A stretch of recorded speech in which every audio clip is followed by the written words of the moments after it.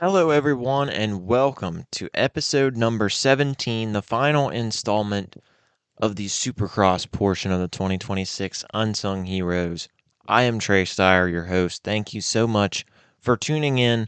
Apple Podcasts, iHeart Radio, YouTube, Spotify. You know where to find us. Be sure to continue to follow, subscribe, like, comment, share on social medias. Tell a friend, tell your family members, tell your coworkers about our shows. Either way, thank you for listening throughout the season, and thanks for tuning in. Of course, Salt Lake City, Rice-Eccles Stadium, the site of round 17, the finale for another season of AMA Supercross, and it was a wild night. It was a lot of fun action, a lot of great moments. Ken Roxon finally winning a 450 Supercross title, and of course, a thrilling battle in the 250 main event as well. We're here to run down all of the top privateer and non-factory racers from each class. Plus, we'll be here to talk a little bit about some of the PulpMX Privateer Challenge for the fifth year in a row. Steve Mathis, Feld Motorsports, have put on this race to help the privateer racers. All of the money raised by those buying raffle tickets on pulpmx.com going go directly to the racers competing, and we'll mention that a bit as well.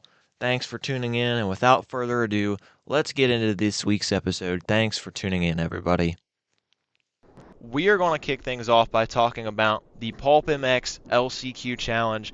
And joining us this week, first up from the great state of Texas, he was competing in the LCQ Challenge. He was primarily a 250 East rider this season, but he made some 450 appearances and got enough points in those LCQs to compete in the race. He won the second moto on Friday afternoon, and he's here to talk about his experiences both in the PulpMX LCQ Challenge and throughout the season. Joining us, national number 90, getting support from Dallas Honda from Skills Racing. Please welcome John Short to the Unsung Heroes. What's up, man? How are you? Let's go. Hey, how's it going, guys? Man, doing awesome. Just finally got back to Texas from the Utah trip, and man, it was an eventful weekend, a lot of fun. So, yeah, excited to talk about it. We're going to go ahead and get into things. Of course, I mentioned the PulpMX LCQ Challenge on Friday. Fifth year of that event. Steve Mathis, Yamaha, Feld Motorsports putting together a race for the privateers to go out, earn a little bit of money, earn a little bit of bragging rights as well. Your first race didn't go exactly according to plan, but man, you worked your way through the pack early in the second race, and it was really a two-man fight, yourself and Tristan Lane battling for the win out there. Of course, a lot of focus was on the overall results, but it was a very fun battle for the win. Take me through your day on Friday, how things unfolded throughout the PulpMX LCQ Challenge, and what your experience was like in the race. Yeah, obviously that race is basically mimics an LCQ, right? So I've had a little bit of experience in that over the year. I haven't really felt like I've ridden that great or been that comfortable on the bike all season. And actually this week here in Utah, man, I clicked with the track and my motorcycle and everything, and it was a lot of fun. I threw that first one away. You know, I wasn't like super far up, but the race had just started, and I crashed in that rhythm lane and pretty much bent my handlebars and my bar risers and kind of shot myself in the foot and got like a 15th or something, which obviously set me up for a nice Moto 2, right? It put me up towards the front, basically gave me a top 5 start, if you will, and made quick work of a few guys, and got to race with Tristan for a handful of laps. So that was cool. Tristan's had a lot of success this year, and he's at good speed. So it was cool to actually feel like I was riding well and riding aggressive. And, man, just to take a checkered flag. I haven't had a lot of great results this year. It's kind of been a bit of a struggle on the 450, a lot of competition. And, yeah, I just hadn't felt like my best self. So that was cool to kind of end the season with a little bit of a positive there. It's not a Supercross LCQ win or a main event appearance, but man, all the guys were there, and it was cool to take a checkered flag. 15-1 for 7th overall. I just checked the overall sheet. Obviously, not scores you're used to seeing for 7th place overall if you're talking about pro motocross or Triple Crown races, but a solid ride nonetheless. Of course, there was a lot of competition in the race, like you mentioned. And for yourself, it was a bit of a weird position for you because you were primarily a 250 guy, but you still earn enough points to get in. Of course, a lot of other 250 guys get in as wild cards. Steve always has a few of the 250 wild cards every year, but going into the year, I'm sure this probably wasn't on your radar. So were you pretty happy and stoked when you're like, hey man, I might not be in the main event, but at least I got a spot in the LCQ race? I mean, yeah, it's a cherry. It's a I don't know how to put it exactly. It's not salt in the wound or a cherry on top. It's like I don't know. You fail a little. You fail at something, but hey, we're gonna give you a little kickback on the side to make up for it, right? So we want to be in all those main events. Unfortunately, the few rounds on the 450 I just wasn't good enough. So it was cool to have a platform to be able to go A, earn some money, and B, race at the front and experience that high of winning something. And so I do appreciate, Steve's done an awesome job with this race. That's the third year I've raced it. I raced it as a wild card once, 22, raced it. Actually, Cade Playson raced it for me in 23 because I got hurt. Steve let Cade fill in for me. And so I kind of raced it in 23 and 24. Actually, it's my fourth year to race it. I'm sorry. Raced it this year also. So, yeah, anyways, it's a great event, and I'd love to see more of this kind of stuff. And, yeah, nothing but positives on the event, man. It's cool. It's lighthearted. As far as your regular season goes, of course, 250 East Series, you started things off. You made the main event in Arlington. A couple other solid rides in there. You had a really good day qualifying in Cleveland, top 10 overall, then making the Triple Crown Motos.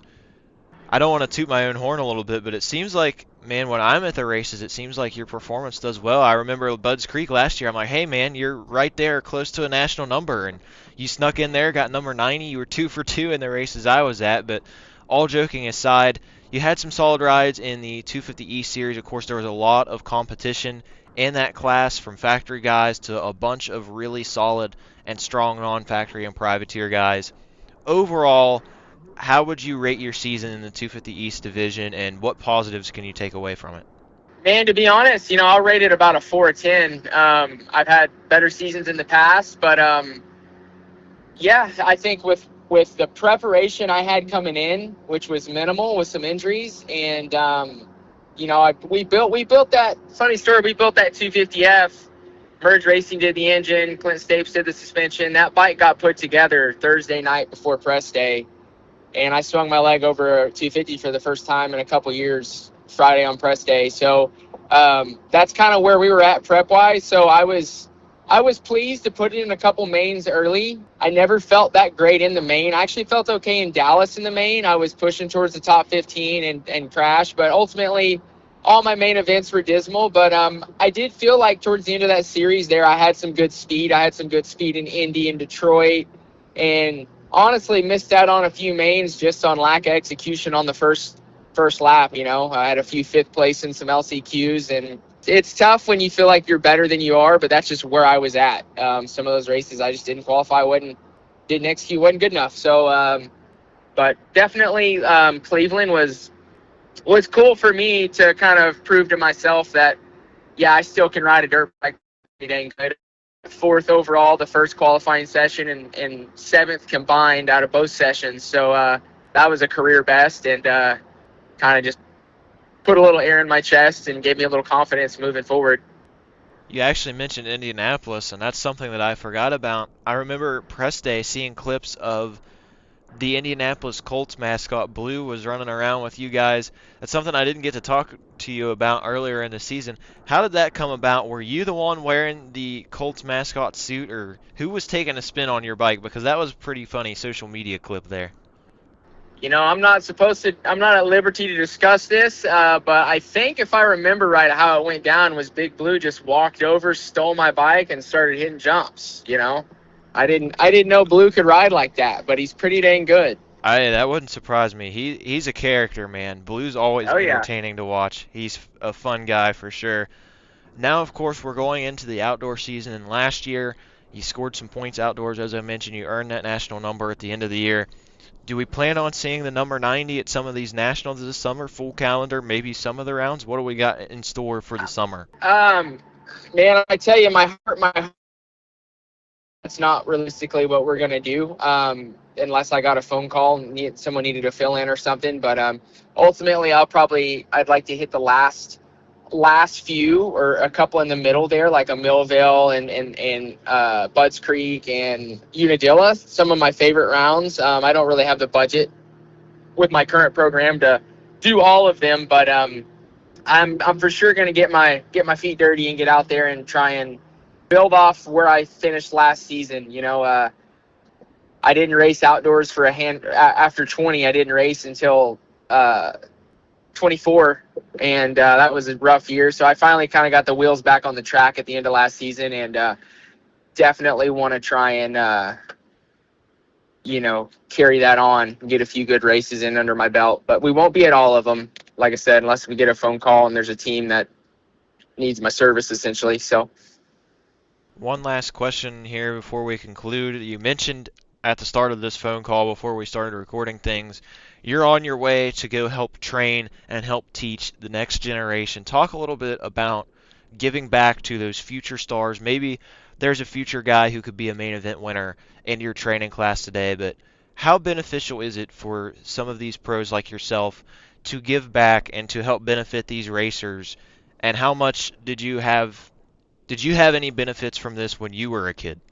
I'd say to answer your final question there, for sure, like, I had a trainer who was an ex-racer back in the day, and it honestly just gave me more confidence in anything because I believe in what they're saying wholeheartedly and take it and run with it. And I think any kid that's going to be successful, it doesn't necessarily matter who exactly is telling you something, because a lot of it's the same. It's just taking that information, believing in it, and sticking to the plan. I was fortunate enough to ride and grow up with guys like Blake Wharton and Lemoyne and Cunningham, so I had some good guys to watch. But yeah, dude, I love coaching. I love giving back. It's kind of something that I've been able to do in conjunction with racing, obviously to make more money, but also it's fun to see a rider, see their eyes light up when they learn something new, and see the progress in their riding, and when they get safer, they get faster. And honestly, some of what I enjoy more than anything is working with a rider that's maybe only ridden a couple times and getting to see them fall in love with a dirt bike when it starts to make sense on how to ride it, and they learn really quick. And it's like you can see how addicting the sport is right there. So yeah, in a nutshell, man, I enjoy it. Coaching's fun. I think other riders should give back. I mean, you spend your whole life learning this stuff. It's kind of a shame if you just go to the grave with it. Got to share it. That's a really great perspective to have, and awesome to see you helping coach up some of these potential stars, man. Maybe some of these guys could be ripping in a few years and on our TVs. But real quick, go ahead, feel free to shout out some of your sponsors, some of the folks who helped get you to the track this year before we conclude, and say thank you, because I know some people have been giving you support and helping you get to all the 250 East rounds and some of the 450 races as well. Yeah, man, a lot of great people, a lot of mainly Texas companies here. But Dallas Honda, they were big. They stepped up last year when I didn't even have motorcycles, and they've been a huge part of the program. A good friend of mine, Eddie Lee, and JAE Investors Inc. Man, they're JTL Racing. That's kind of his hashtag, and it's awesome to have good people on board. But Exclusive Truck Customs, North Texas Services, Vibes Decals. Yeah, there's a Tautomation. There's a long list of people after Shoei, CD, X Brand, some companies that have been behind me for a long time. And without actually looking at something here, that's pretty much. There's more, but PulpMX, Stave Suspension. There's a lot of guys that are behind me, and honestly, that's what's fun. We may not be making millions doing it or winning main events, but it sure is cool to go racing with a good group of people that you want to be around. Surrounding yourself with good people, but everybody's enjoying it. So, yeah, also thanks to my wife, my family, Vince Monteleone, Aim for Rookies, Lifestyle Brand. So, yeah, man, thanks to everybody for allowing me to live this dream out as long as I have, and we'll see where it takes us. Thank you so much for the time, man. This has been John Short on the Unsung Heroes, recapping his performance in the PulpMX LCQ Challenge. Best of luck to you the rest of the summer, and I hope to see you around at some point, man. Thank you. And one more shout out there to the McWhorter family. They've done so much for me over the past decade. Good family, good friends, and don't want to leave them out. All right, man. Thanks for the time. Yes, sir. Have a good day. We are back with another interview following the PulpMX LCQ Challenge and the Salt Lake City Supercross. This man participated on both Friday and Saturday. He made the main event on Saturday, had a bit of a wild day on Friday afternoon, but he's here to tell us his stories from Rice-Eccles Stadium this weekend. He finished 10th overall in the LCQ Challenge with 22-2 scores. Pretty wild there. But then he goes out Saturday night, puts it in the main once again, 21st place in Salt Lake City at the Supercross finale. Please welcome back to the show our first two-time guest of the season from the McGinley Clinic Privateer Support Program aboard the number 711 Yamaha from DeLand, Florida. Welcome Tristan Lane back to the show. What's up, man? Congrats on the solid season, and boy, it was a wild weekend for you in Salt Lake City. Oh man, I appreciate it. Yeah, it was definitely a little chaotic, but a lot of fun, and it's crazy it's over. Thanks for having me on though.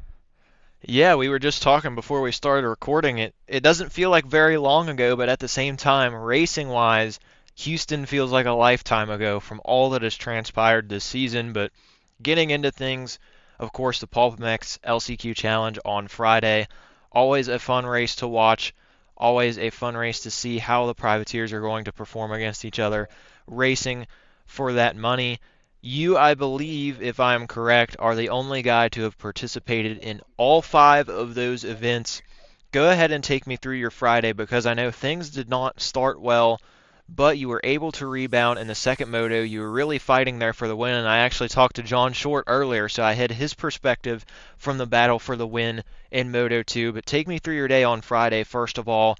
I know there were some hiccups in that first moto, but second moto, you made the best of it, and you really fought up there for the victory. Yeah, I appreciate it. Yeah, it was not how you want to start a race.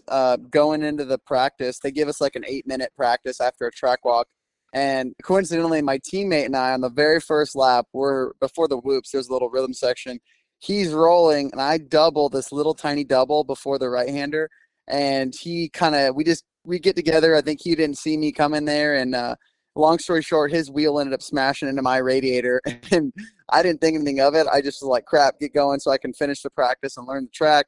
Well, I ended up putting a big old hole in my radiator and then drained all my fluid out. So I did the practice with no radiator fluid, and I get back and I smell it. I could smell it when I was riding, but I just wanted to try and get the laps in the best I could. And as soon as I saw what was happening, I saw the fluid all over the ground. I was like, oh, we're in for a problem here. And my mechanic Andrew was like, yeah, this is no go. Like the bike can't run. There's we're gonna have to forfeit the race. And I was like, well, I just bought a radiator actually recently, so I had a spare. And I had a friend that was helping just run back to our rig, and he grabbed it, and we ended up getting it changed in literally like probably 10 minutes, but had to miss the first round, which kind of stinks, or the first race, I should say. But was able to get it recovered for the second one and got out there. Wasn't pretty, but we kind of pulled it, bootstrapped it, and made it happen. Dude, I mean, fire drill scramble for sure. I was wondering what happened because they didn't catch the crash on the broadcast, but it said DNS. I'm like, man, I know he was going really well into this weekend. He was probably excited. And you're probably on that short list of favorites as well. And then it was a 8 laps down or however many laps were completed in the first moto. I was like, wow, he didn't even start. And then after the race was over, you could see your machine on the bike stand like, oh, it must have been a mechanical issue. You get back out there for Moto 2, and of course, for those who might not have been watching the PulpMX LCQ Challenge, for the second Moto, it's an inverse staggered start. So Tristan, after being P22, he's up there leading the thing. He gets to start from the pole position. That was a little bit of a benefit to you. Talk about starting in first, because I know in years past, usually you've been running toward the front and you've had to be one of those guys that had to claw his way through the pack. You've had to fight through traffic. This time, because of the mechanical issue, you get to start out front, have a clean track, and you really had a battle with John Short throughout the race. It was fun to watch, although we didn't get to see all of it because, of course, the cameras were focused on Morans and Harlan and Noren and all those guys, Cade, who are working their way through the pack. But you made the most of your bad situation from the first moto with that first pick or that starting first position, and you went out there and put on a show with John Short. Yeah, no, I appreciate it. It was a good race. I mean, the truth is, I'm not super proud of my riding. but it was honestly, I just wasn't willing to send it. I was really kind of a little freaked out about my bike. You know, we did it so last minute. We got the radiator put on. I don't know. I just kind of was like in a funk because I didn't even think I was going to get to race. So then last minute, you know, we get the bike put together, and I didn't even know if they'd let me race, you know, the next moto. And then they're like, no, you're good. You're starting first. I'm like, oh boy. So, you know, I got 8 minutes of practice, or, you know, not even quite, I guess, after crashing. But I rode just enough to know the layout, and I missed the whole first moto. So, you know, you're missing the lines. You don't know where the ruts have developed and all that. And then you just kind of take off out of a cannon, and you're up front, and you got a big old pack of privateers coming after you, you know? So I was like, I was kind of freaked out, and I think it was just hard because the whoops were really tough, and I basically just made a decision that I wasn't going to blitz them. I blitzed them, I think, the first lap, and I'd gotten super squirrely, and I was like, all right, I'm just jumping these things, and John was blitzing, and I knew he was going to pass me because I was just not willing to do it, basically. But it was fun racing with him. I thought maybe I could make a little last-minute charge and get him back, but you know, second after all that, I was actually pretty happy with it, and it's almost like nothing you can do but laugh. I feel like I did a really good job of damage control. You know, I did the best I could with the cards I was dealt, and you know, my mechanic Andrew crushed it too. We kind of just made it happen the best we could, and to see that I got 10th overall is actually kind of hilarious because it's like I got 10th and I didn't even race the first moto. You know, and some of my some other privateers and stuff that, you know, you're finishing ahead of. It's like it's just crazy. So it actually did work out fairly decent for me, and obviously, bummer. I think I had a really good chance of either winning it or at least being on the podium, just speed-wise and stuff. But that's the way the cookie crumbles. And in that race, man, it's always chaos, you know? So that's what makes it really exciting and fun. Hey, I mean, I think P10 after being a DNS first moto, I think that's still pretty solid in my book. But now moving on to Saturday, Right. of course, you put her in the show again.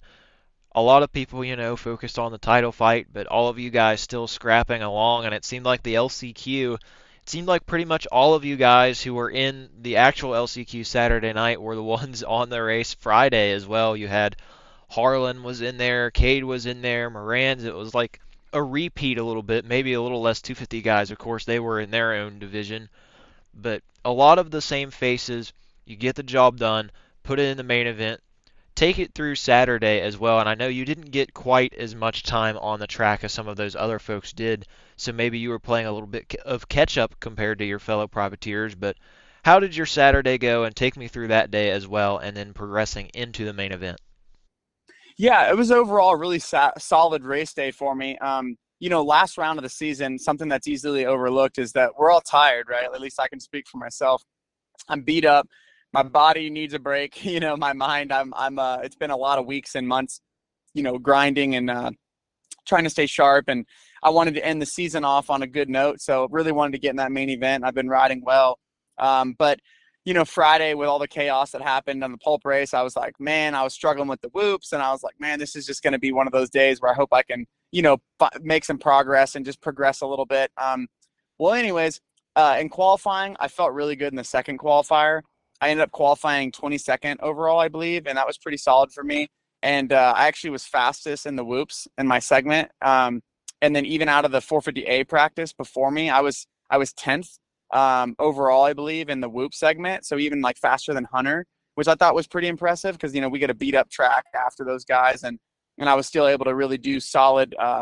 You know, the segments are just ways you can kind of see small wins throughout the day. So when I see my segment times are strong, it kind of gives me a little confidence. Like I had made some changes to be better in the whoops from, you know, Friday, obviously getting past in the whoops. I knew I needed to adjust and be better for Saturday. So I thought I did a really good job of, you know, doing some small technical changes and bike stuff to try and be better there. So that was cool. And then going into the heat race, you know, last heat of the season, I'm like, all right, let's try and just get it through the heat so I don't have to go to an LCQ.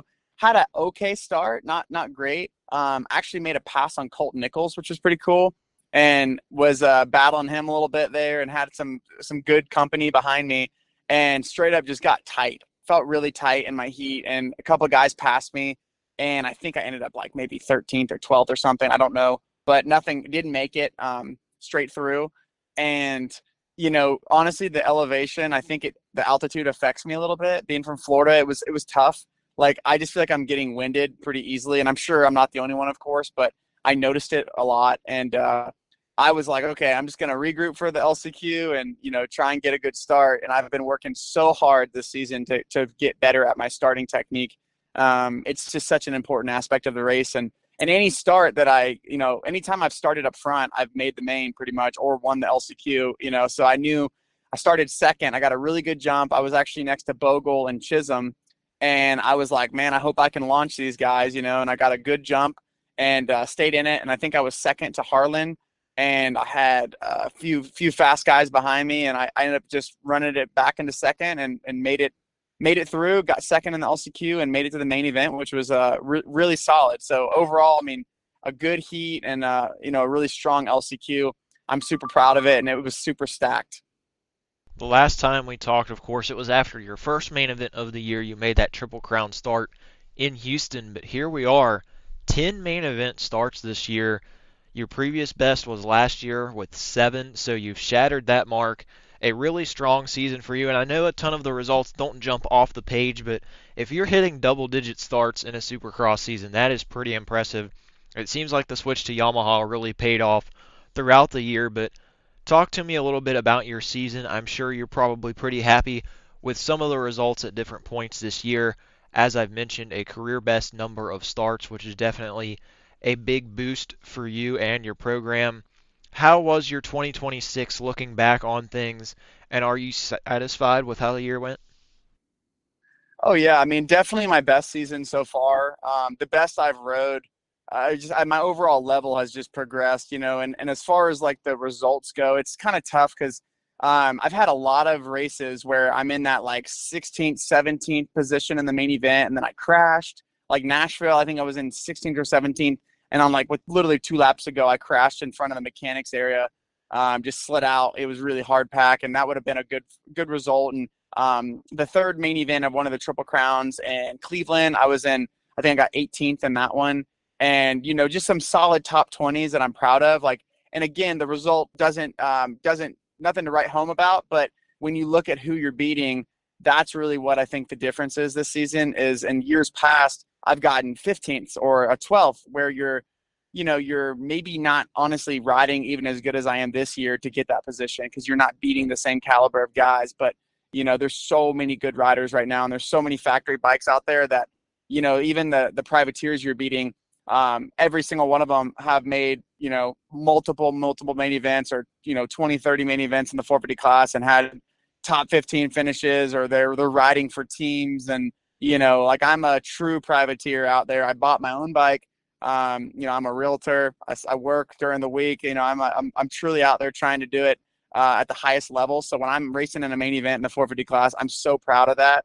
And when you're beating up on some of these guys, it feels really good just because I know I have to earn it. And there's so many good riders out there now. So anyways, yeah, as far as the results go, it is tough because I've had seasons where I get better results when I'm in the main event, but you're not beating nearly the caliber of rider that you have to nowadays. I mean, even looking at the LCQ, it was kind of crazy because, like, again, Justin Bogle is a Supercross champion, and he missed the main event. And Chisholm is an amazing rider that I've looked up to forever, and he didn't make it. And there's just so many good riders that you have to beat to even be in these main events nowadays. So I'm super proud of that, and it's something I don't take lightly because I know where I've come from and how much better I've had to get to be at this point. So very grateful for that. 10 main events. I made all 3 Triple Crowns.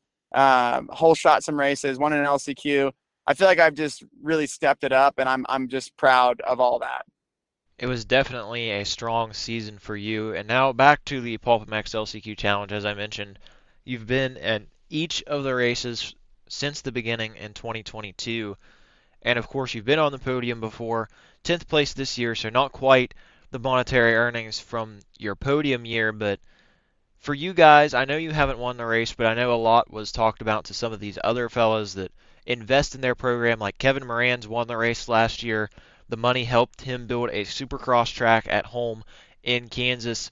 For you and the money you've earned from these races, how do you kick that back into your program and help keep things running, whether it's bike related, parts related, something training wise?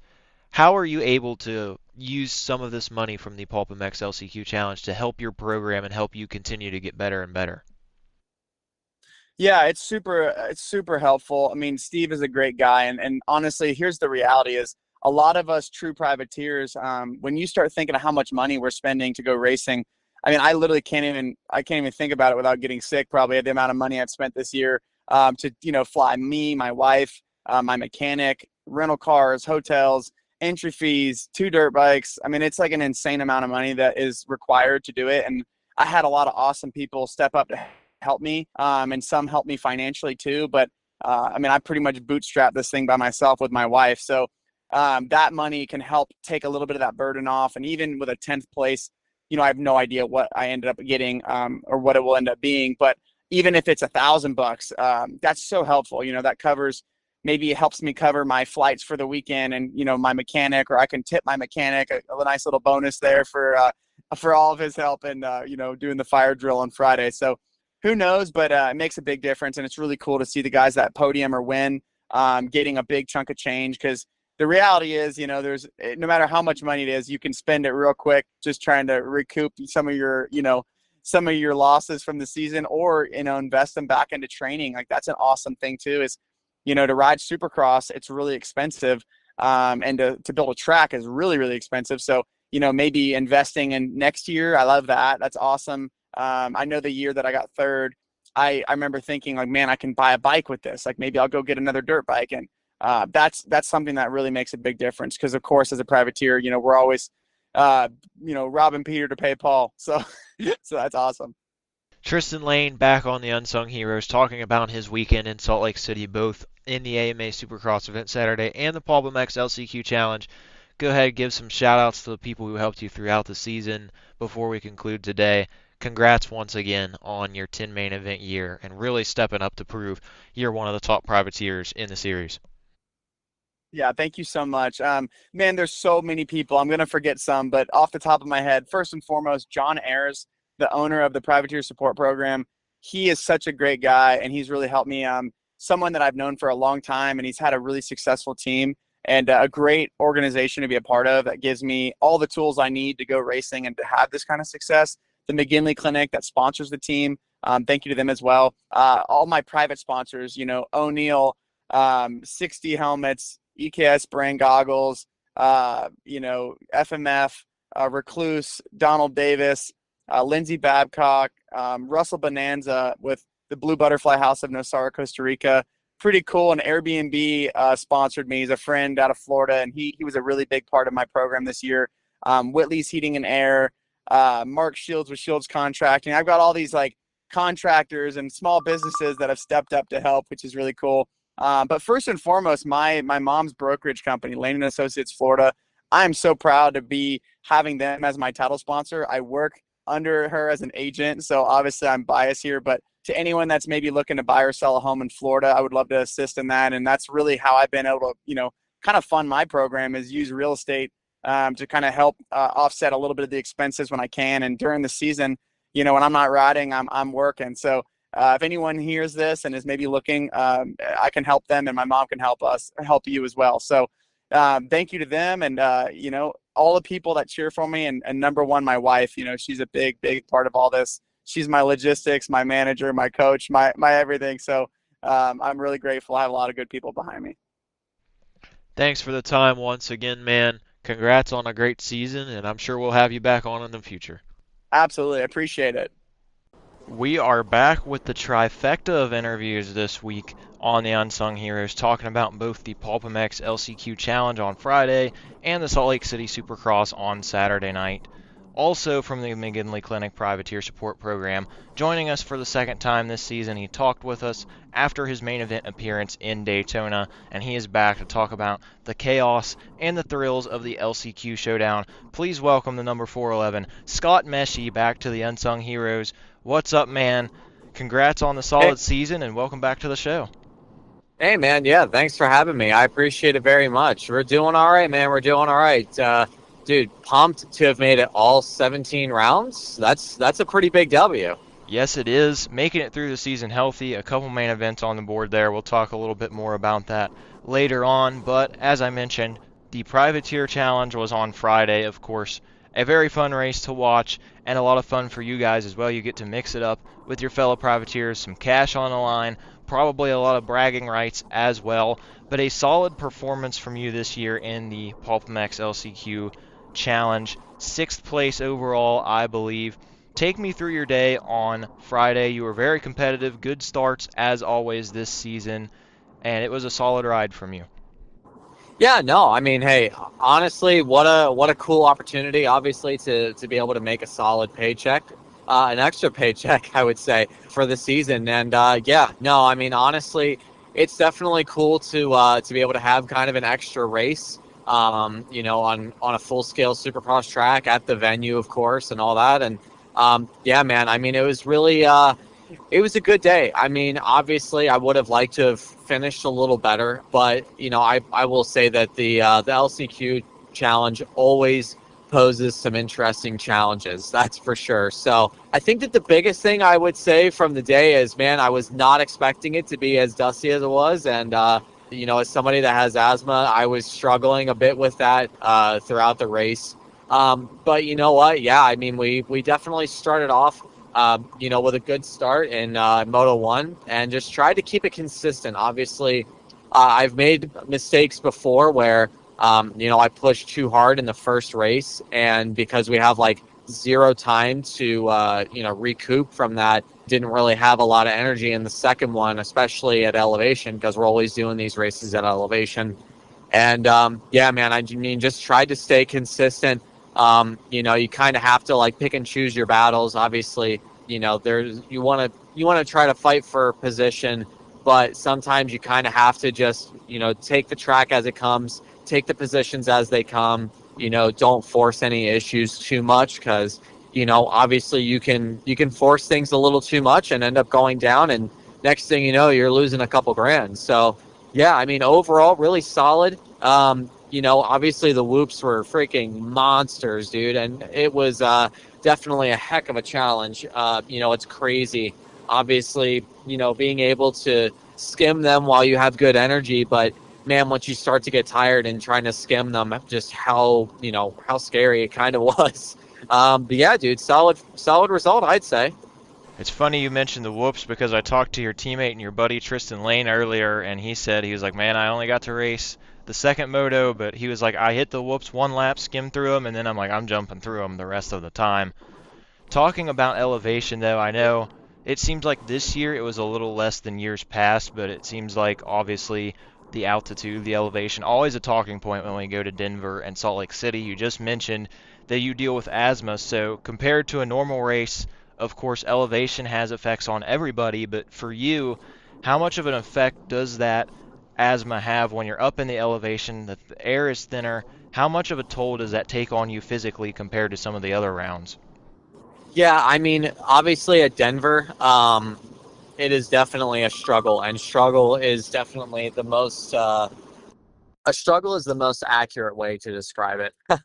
At Salt Lake City, obviously it's not as bad, but we're still pretty high up there, and that my asthma is something that I've struggled with, you know, my entire professional racing career, and so I've been able to get things kind of figured out, as far as my medication and being able to work with the guys at the medic crew to be able to make sure that I'm taken care of. But yeah, I mean, obviously for me, it's making sure that keeping the heart rate down, because obviously if I start coughing because of the dust or anything like that, like my heart rate starts to spike really high really quickly, and it's very hard to recover from that. And to be honest, it's kind of dangerous because obviously if I happen to have an issue that starts with me having shortness of breath, it's extremely hard to recoup. Obviously I did the best that I could. I stayed up in Park City, which is about 6,500 to 7,000 feet of elevation the whole week, actually, between Denver and Salt Lake, to try to adjust to elevation and actually try to get my body to be a little more acclimated to more elevation than what we were actually racing in at the stadium. So I took some extra steps to try to actually let my body be, more ready for that race. But yeah, no, I mean, obviously it's definitely tricky. There's a lot of, pieces and parts that go into, you know, adjusting your body and making your body ready for that type of elevation, even without a medical condition. We've had the perspective of a couple racers toward the front of the pack off of the staggered start. Now I'd like to get your perspective from it, and I'm sure you've been on both ends of the spectrum throughout your time competing in the Privateer Challenge. Obviously, this year a little bit more narrow. They put that tough block there to try and discourage, I feel like, some of the moves from last year. Obviously, Moran's went around the outside and really caught everybody by surprise, and that's one of the ways he was able to win last year. But from your point of view on this staggered start, you see so many of these guys ahead of you, and you're just thinking, man, I got to pick these guys off. But then you turn around and you look, and you've got Cade, you've got Freddie, Grant Harlan, Kevin Moran's, all these other legit, really strong guys behind you trying to push up for the victory. What is your mindset going on that gate or going on that staggered start? You have everybody lined up, everybody's in front of you, but man, you got some hungry animals right behind you as well. Yeah, absolutely. I mean, my thought was to actually take a little bit of a swing kind of at going around the outside, obviously within the tough block margins. That's important. And yeah, I'm glad that they kind of made that a little more strict this year. Yeah, I mean, my mindset was just get forward. Just get through and get up into the mix as quickly as possible. It's definitely difficult. There's some guys, I mean, like Tristan was at the front from not being able to race the first moto, and he's an extremely formidable racer, really solid opponent. And obviously there's a lot of, really talented guys in front of me as well that just may not have, finished as well, or they just kind of chilled out because they knew that they wanted to be, further to the front in the second race. So honestly, my thing was, hey, I'm going to try to swing a little bit out and try to carry around the outside and get through as many guys as I possibly can. Some guys may bog their bike down because they're going to be trying to go off in second gear. I mean, who knows? You just try to avoid the chaos. And to be honest, it didn't really end up working out for me because I made a bunch of spots going into the first corner, but unfortunately I had somebody take me pretty much all the way to the tough blocks there at the kind of the end of the first turn. And so pretty much all the spots that I had made up, I basically lost and very quickly was kind of having to ride the inside on the next corner and keep it really tight, which didn't really help me too much. I know that Clayson and I think Freddie got by me pretty quickly because of that. Obviously, I wasn't able to skim the whoops or anything like that in that time. So, yeah, I mean, personally, I'm not a fan of the staggered start for that reason. Obviously, if we were doing things, in a traditional AMA rule fashion where you had to keep your positions, I would probably feel differently about it. I just feel like it kind of breeds chaos. And to be honest, part of what makes the I guess what makes the night show racing, especially the LCQ, so important is the starts. And obviously, if you're in the LCQ challenge, you haven't made all of the main events. So I just feel like the start is such a crucial part to the race that I do wish that we just reversed the gate pick order from the first moto results and just did a gate drop. But I mean, obviously, you got to make it work, and you got to be ready for anything. And personally, it's something that has kind of bitten me over the years. But who knows? Maybe that's something that I'll have to get better at for next year. You talked about making it to all 17 races, making it through all of them healthy. A couple main events this season. Daytona, of course, we talked after that one. Then you got to qualify in the mud at Philadelphia. I'm sure that was a pretty exciting night as well. But take me through your season, some of the highs and lows of everything, how you're feeling, what your outlook is on the 2026 season, because there were some highs in there, and man, there were a few other rounds where you were right there on the doorstep, but it seems like those other guys were just a tad a little bit quicker, they were right there. But either way, a solid season. It seemed like a lot of improvement from you this year. How are you feeling about your 2026? Yeah, I mean, honestly, man, it's definitely the most fun that I've ever had.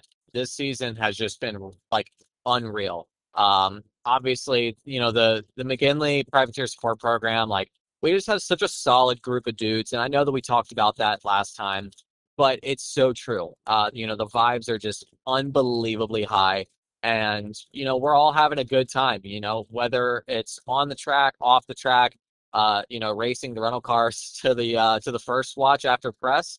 We genuinely had so much fun. And then obviously my riding felt so good, throughout the whole thing.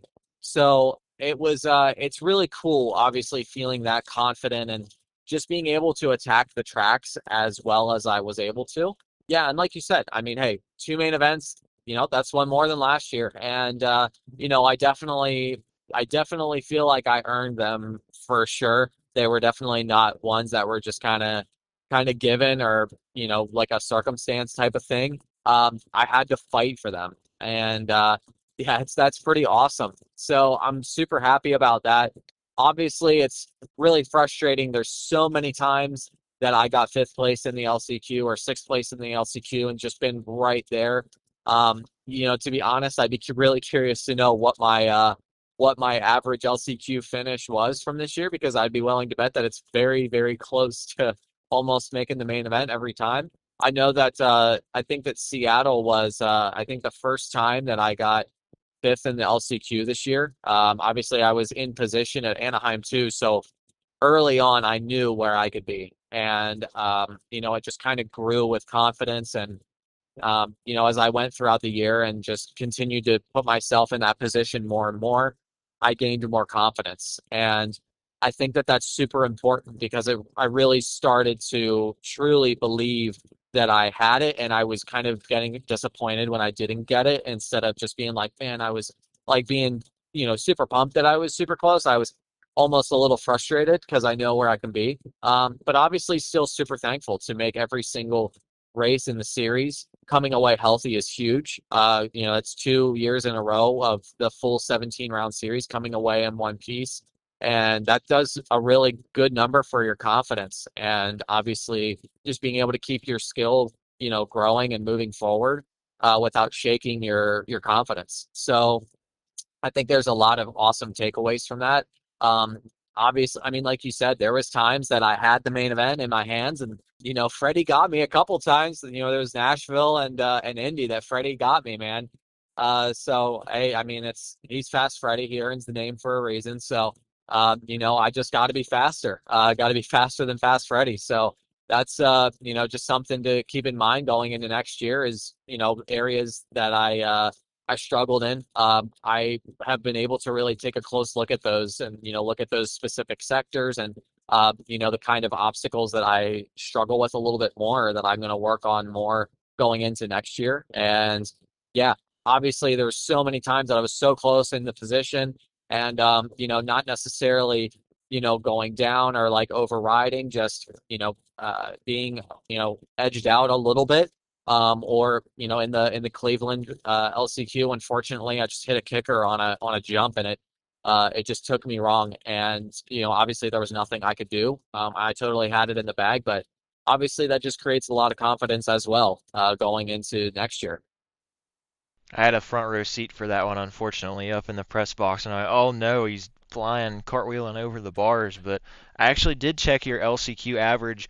You had a couple DNFs in the LCQs, but an 8.5 average finish. And when you take away the DNFs, you would have had a seventh place average finish in the LCQ. So as you said, I mean, you were right there in the mix on all of those. Shout out to SMX Muse. He's helped me out with some stats for my Who's Standing Is It Anyway show. So I use his site a lot. But of course, you're going to all 17 rounds. Yourself, your fiance Ashley, going to all the races, the dream team, going to every single city around the country.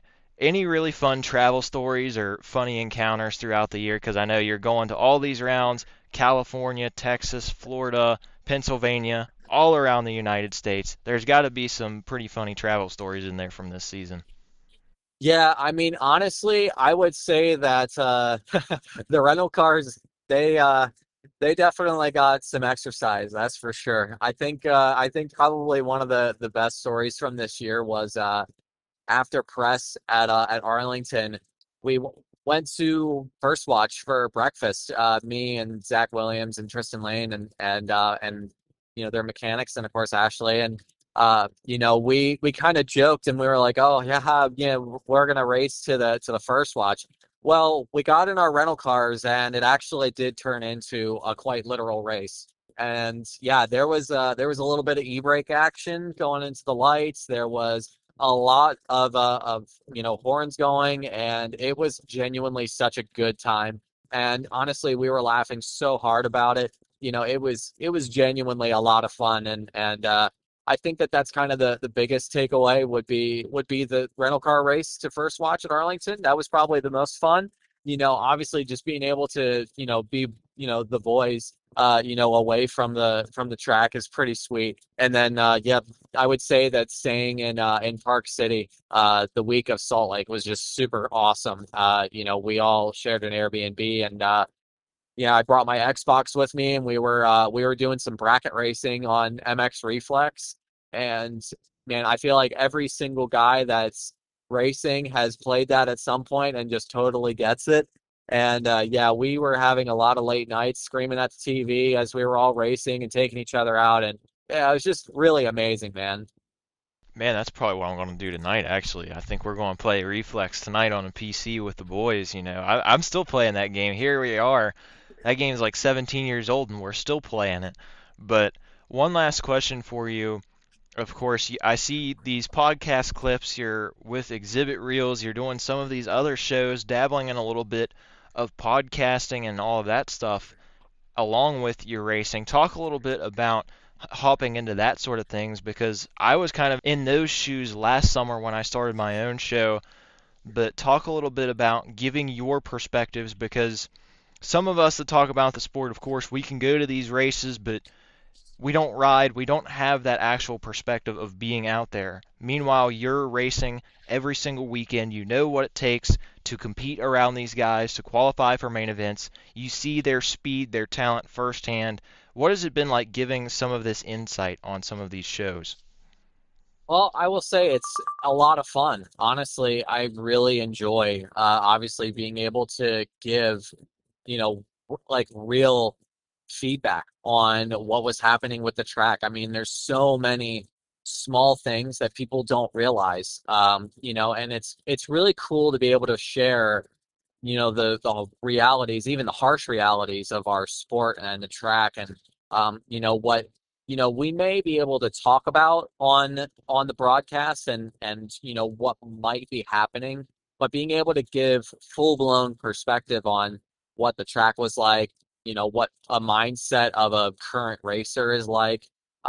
It's really unique, and it's a lot of fun. The Josh at Exhibit and the DNX show has been a supporter of mine for the past couple of years. Josh is a great dude, and Doc is a great guy. Just a couple of really awesome guys that are doing a great podcast, and they asked me about sharing my experiences on the podcast. And honestly, I love it. I think that it's a lot of fun being able to, joke around about, different things that happen during the weekend, but also, be super real about what the sport is like and what the track's like. There's a lot of times that, when I'm talking to him, outside of the podcast, or, before we hop on the podcast, and being able to share things about the track. And he's like, yeah, I would never know that. Like they're not really showing it in that well of detail, or like the camera's not catching it. Like, for example, in Alabama, um, the after the finish line, after the following rhythm section, there was like a little 353. And I was telling him about how riddled with rocks the entire face of that jump was, when you were going roll double, that you were basically just sliding on a collection of rocks that were just embedded into the dirt. And, it looks dry, but the camera does not do it justice of how unstable that was and how much, finesse that took. And so, yeah, it's just really awesome being able to be a part of that, and I really enjoy it. So, yeah, I definitely look forward to continuing to do that. And we were chatting a little bit, and gonna probably end up doing a bit of commentary with them as well for outdoors. And while I may not be there at the race, I can definitely still speak from experience. And kind of understand what those guys are going through and what the track is like, and be able to make some solid observations based on what I'm seeing on TV. There you have it, folks. Scott Meshey returning to the Unsung Heroes to talk about his season and his afternoon in the PulpMX LCQ Challenge. Feel free to go ahead and shout out some of your sponsors again if you'd like to. Give a thank you for those who helped you get through this season. Yeah, absolutely. I mean, obviously, of course, gotta give the biggest shout out to the dream team partner, my fiance Ashley, and we're hoping to make her the Mrs. Meshey before the next season. So looking forward to that. And yeah, of course, the whole McGinley Privateer Support Program. Just what an awesome crew. Not just the riders, but obviously the guys that make it happen. Tyler and Dan, our truck driver, are just what solid guys. And of course, John Ayers for keeping the thing alive and making sure that we're supported. But yeah, obviously those guys, Moto Menum, make sure you use code Meshey26 for 10% off your order there with those guys. Shot Race Gear, In Motion, the DNX Show, NNN Man, Net Real Estate, Revel Golf Cars, Club 57 Training, Insta360 Cameras, Tom's On Racing, TCR Suspension, Adept Graphics, Silverback Racer, Dunlop, FMF, Cherubies, Ride Engineering, Dirt Tricks, Pro Carbon, Twin Air, RKXL, Braking Moto, ASV, Works Connection, Racetech Titanium, Guts Racing, and W. There you go. Great sponsor rundown. Thanks for the time once again, man. See you around and enjoy these next couple weeks. Take care, man. Absolutely, man. Sounds good. Thank you. In the third and final 250 East-West Showdown of the year, and this time, of course, the finale is the Dave Coombs Sr. Memorial East-West Showdown. PulpMX Yamaha leading the way, no surprise there. Max Voland was the best non-factory racer, sixth place finish in the main event, gained some spots early on before settling in for another top 10. Career best points finish this year for Voland, which defined a lot of racers who qualified for the showdown. He wasn't quite able to get that podium, but man, it's been his most consistent year for sure. Fifth place in the final standings. And we know he's fast outdoors as well, so maybe he could go up, steal a podium this summer. Plenty of talent, but also a bit wide open with Hayden Deegan exiting the class. Either way, a great finale for Max. Great way to end his season. And he led the Club MX team and all of the non-factory racers and privateers once again. One spot behind him, Derek Kelly on the MX6 Racing Kawasaki. Best finish of the season in a showdown for Kelly. Very impressive. And only one spot away from his career best finish. A seventh place run for the 77. He was really fast all day long. Second place for a bit in qualifying before getting moved back a few spots. But in the main event, he gained 5 positions from where he started the race, and also 6 spots higher than his previous best showdown. His best showdown finish was 13th earlier this year in St. Louis, so he shattered that mark. Also set his best career average finish during a season.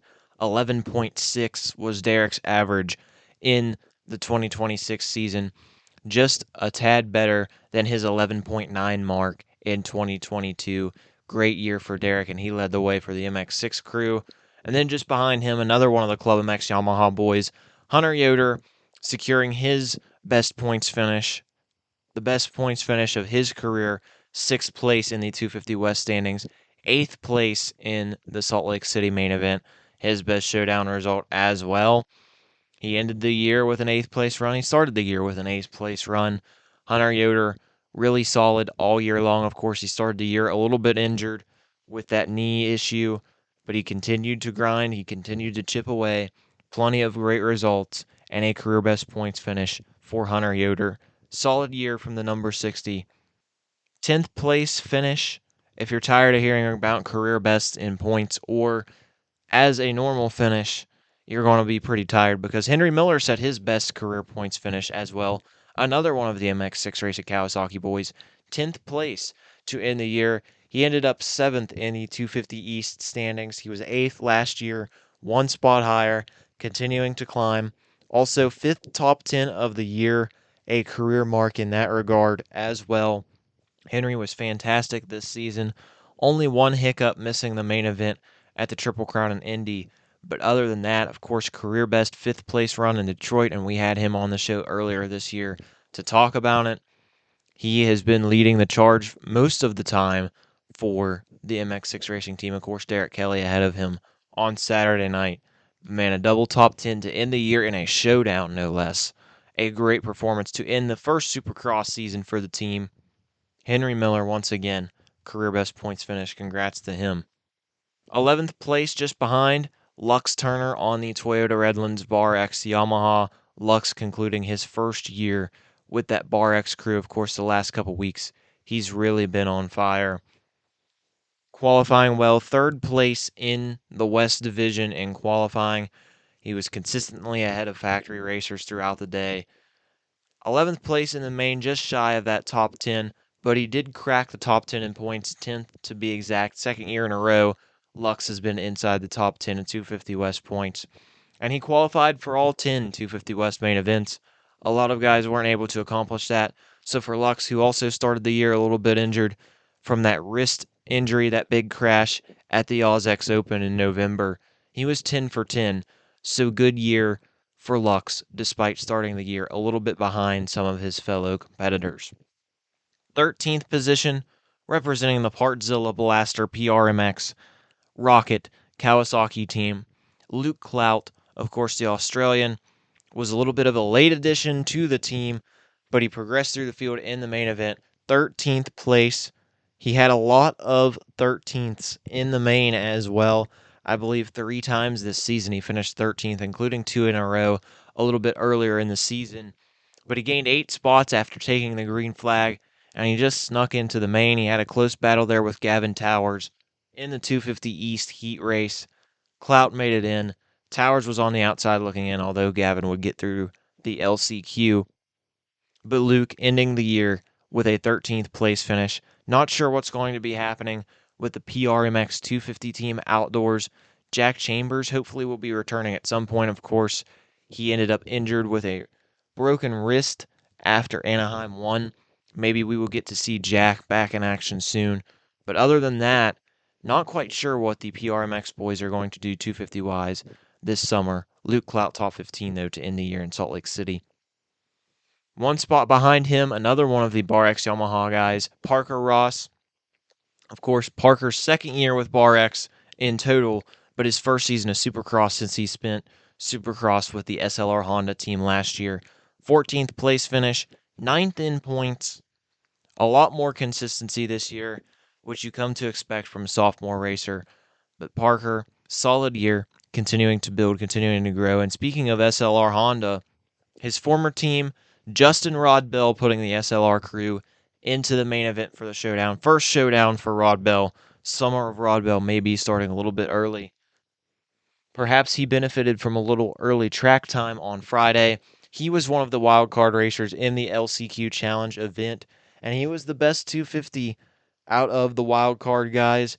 8.5 for 5th overall. Solid showing for the number 83. Then he went and backed it up with good starts in the LCQs, and he puts it in the main event. P16 for Rod Bell. One spot behind him, I mentioned him just a couple minutes ago. Gavin Towers on the number 73, the sole representative for Phoenix Racing Honda out in Salt Lake City. He got in the main event, and of course, he had a shoulder injury toward the start of the 250 East season, but he was 7 for 9 in his main event attempts this year. One of the rounds he did skip, I believe it was the first Triple Crown race in Birmingham. But Gavin Towers putting it in the show at the last showdown. A little bit of down notes, though, at the end of the field for the privateer and non-factory racers. Cody Schock, Devin Simonson, both suffering from some issues in the main event. Simonson went on social media, said it was a freak mechanical thing. Schock and Simonson both bowed out of the main event early, 19th and 20th, respectively, for those two guys. But on the bright side, they finished 4th and 6th in the 250 East standings. Great years for both of them. Of course, career year for Simonson. His podium at Nashville, headlining things. Couple guys outside of the main event to note. Crockett Myers was one spot away on the EBR Performance Family Power Sports Yamaha, so close to his second showdown of the year. He was right there in third, I believe, before the red flag of the LCQ. Then he came out about 7th or 8th off the restart of the LCQ, and he pushed up to 5th, but he wasn't quite able to make up enough ground on Gavin Towers to transfer. Either way, another guy with a real breakout season in Supercross, 16th in points, tied for that mark, and of course, plenty of main event starts under his belt. Another guy we talked to earlier in the year after Anaheim 2, after his career best finish. Shout out to Crockett. Unfortunately, Josh Varese had his perfect main event start streak snapped. It was a wild night, an adventurous night for the number 224. He was one spot away in his heat race. Then all of a sudden, smoke started pouring out of his machine, and he ended up tumbling, going over for a wild ride as he hit the finish line jump. He was a bit shaken up, but he would return to action later in the night. He was mixing things up in the LCQ, albeit a little bit behind the transfer battle, and Dax Bennett clipped him after hitting one of the round tough blocks at the base of one of those turning poles. Farees got taken down. No harm, no foul, got back up. But a sad way to end the season. Not a great night for Varese, although he can take plenty of positives away from the season. 11th place in points in the 250 West Series. Plenty of top 10s. Of course, the laps led in the heat race last weekend. And also Brandon Ray. He was the reason for that red flag in the LCQ. Went down hard, clipped a jump, knocked himself out for a couple minutes. Thankfully, Brandon was discharged from the hospital, released late on Saturday night. Doesn't seem like there are any breaks or any crazy injuries there, but of course he is in concussion protocol. Hopefully he'll be back for the start of the outdoor season if he chooses to race it. Brandon was also in the PulpMX LCQ Challenge, representing for the Triumph brand. Shout out to Brandon. Hopefully he'll be back on the bike soon after his gnarly get-off in Salt Lake City. Now moving into the 450 division, and Justin Hill, what a performance in his final race of the Supercross season for the Monster Energy Team Tedder KTM crew. And of course, Team Tedder, a popular source from the rumors. A lot of people trying to connect Cooper Webb to Team Tedder. Not sure how that rumor got started, not sure how much credibility it has, but it's fun to speculate. Either way, Justin Hill showed out all day long. For almost all of Q2, he led the 450 class with the fastest qualifying time, but Eli Tomac ruined his fun at the top of the leaderboard. Eli surpassed him by just a tenth with a couple minutes to go and took the fastest lap time away from Hill. Nevertheless, it was a good round for Justin. Started around the top 5 and finished 6th in the final main event of the year. Also secured his 4th career 450 Supercross top 10 points finish, 9th overall at the end of the season. Justin was running really well the final few races of the year. Always fun to see him up front and in the mix. 9th and 10th place, 3 top 10 finishers from the non-factory privateer ranks this week. 2 of the Quadlock Honda boys, Christian Craig 9th, Dean Wilson 10th. Christian saving one of his best runs of the year for last. He was moving up steadily throughout the race. A little bit of fluctuation in there. He and Dean were right in the top 10 at points. They were outside the top 10 at points, and they were in. A little bit of fluctuation there, but Christian gets 9th. Dean 10th. Made up a couple spots late. Did the Scott on Dylan Ferrandis and Garrett Marchbanks. But 2 top 10s to end the year for the Quadlock Honda crew. And speaking of the third member of the team, Shane McElrath, 13th place. He moved up pretty quickly early, 6 spots in the first third of the race, 19th to 13th. But once he got around Colton Nichols for 13th, his momentum kind of stalled out, and he just sat there in 13th for the remainder of the race. Although 17 for 17 for Shane, along with Justin Hill, the only non-factory racers to accomplish this. Of course, Christian Craig pulled out of the night show after his heat race in Seattle, where he could have easily been in this group. But Shane McElrath, 17 for 17 in 2026, 13th place to end the year. 16th place to end the year, a part of the PRMX Kawasaki team, Money Mitchell Harrison, 16 for 17 and 18th in points, all career highs. Great year for Mitchell Harrison, and he caps things off with a 16th. Strong effort from the number 41. Behind him in 17th on the KMR Champion Tool Storage KTM, Grant Harlan. He won the LCQ for the second time in the last 3 Salt Lake City Supercross events. The only KMR guy to transfer. Grant, one of several racers that we'll talk about competing in the PulpMX LCQ Challenge. He started Friday afternoon with a P2 in the first race, followed Freddie Noren for a good while, but Freddie ended up pulling away. Unfortunately for Grant, the second race didn't go according to plan. He struggled getting through some of the traffic, ended up 14th, a bit distant from the lead pack, but Grant gaining experience, that might have helped him. P18 overall on Saturday night. It was Vince Friese on the ISRT Kawasaki. Vince Friese 16 for 17. So close, of course, his tangle with Kyle Chisholm, costing him a start at all of the main events this year. He was so close to having a perfect season, was Vince, in terms of main event starts, but 18th to end the year. The ISRT crew were back in the main event, and it seems like we're going to have Vince Friese at the outdoor races, which is insane. We'll see what happens, but Derek Rankin, the crew chief for that ISRT team, he has been teasing Vince Friese racing the outdoors, keeping the crew together. We'll see what happens. I don't think Vince has raced an AMA National since the 2015 season, so it would have been a long time coming for Vince. 19th place, of course.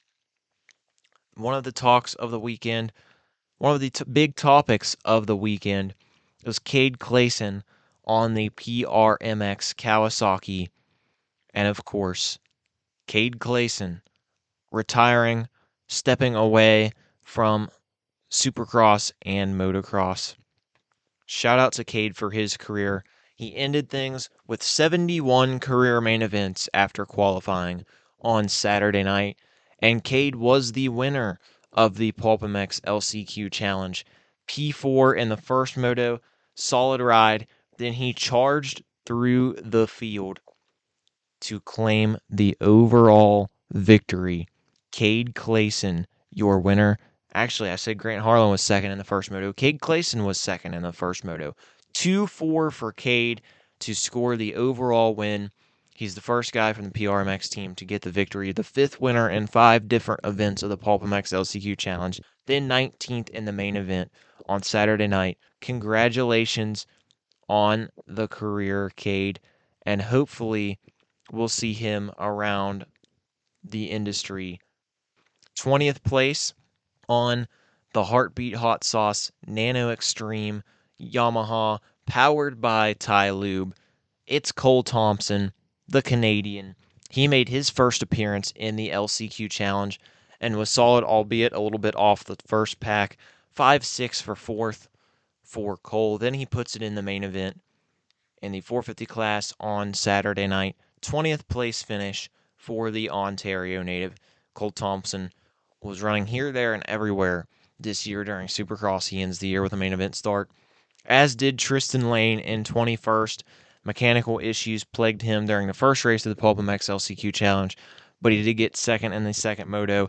Tristan set a career-high number of starts this year in Supercross. 7 was his previous best last year. He switched to Yamaha after several years on KTM. 10 starts this season for Tristan. A solid year from the 7-11. He didn't have a ton of finishes that would jump off the page, but you know what? Making double-digit starts in a Supercross season is pretty impressive. Shout out to Tristan, and congrats to him on setting a new career best. Now, a few riders who just missed the main event on Saturday night. Scott Meshey 1 spot away from his second start of the season, 5th place in the LCQ. You go back a couple spots, you'll find the Moto 1 winner from Friday's PulpMX LCQ Challenge, Freddie Noren. Of course, a few years ago, he led the race, then crashed late in the going, spoiled his chances back when it was only a 1-moto format. Freddie wins the first moto, but gets up to 8th, isn't able to get in that range with Tristan or with Kevin Moran's and with Cade Clayson, but Freddie still claimed third overall. He got up on the podium Friday. Unfortunately, wasn't able to make the main on Saturday. John Short, 8th in the LCQ. He was the second moto winner on Friday. Plus, you had Logan Leitzel in the 450 LCQ. Logan, of course, traditionally a Kawasaki privateer, running for his own effort. However, something happened with the bike, and shout out to the Moto Whips Racing crew. They stepped up to give him one of their KTMs for the evening. Lane Shaw was out of action after his brutal crash in the heat race at Denver, but Logan was able to compete on Saturday night.